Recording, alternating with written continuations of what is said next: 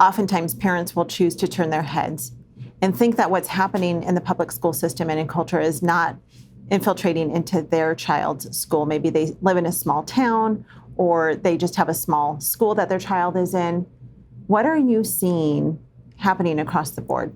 So places where I would have never said that this is happening, this is where I see the most damage happening because we are not looking for it. We're not, here in the liberal Pacific Northwest, our minds and our heads and our hearts are geared toward looking to see what's happening.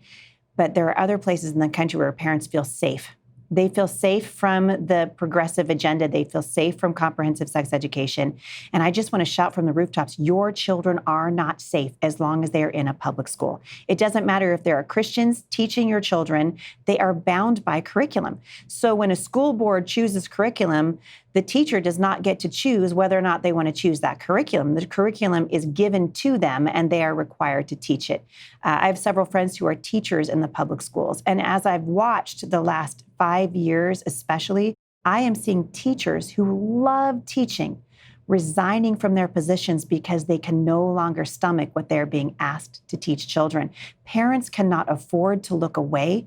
They cannot afford to put their head in the sand. They cannot afford to think that this will never happen in their school or be taught to their child. It is time for parents to get off the sidelines of the cultural battle for truth that's being fought on the front lines of our public schools and engage in the battle. It has never been more important than it is right now. I think parents, as we consider what's happening in the schools and we wonder how we got here, the answer is really very simple. We got here by being quiet.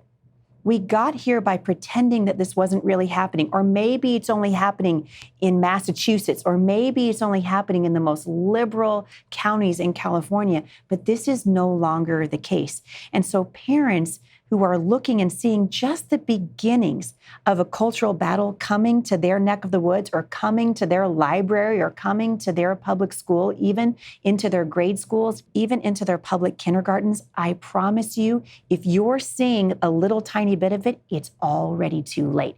It's already in the system. And so for parents who are wondering what they can do about it, the very first thing they need to know is you are the parents of your child. You do not have to keep your child in a public school. You can take your child out tomorrow and begin to turn the tide of education in the life of your child from something that's negative and damaging to something that's positive and life-giving.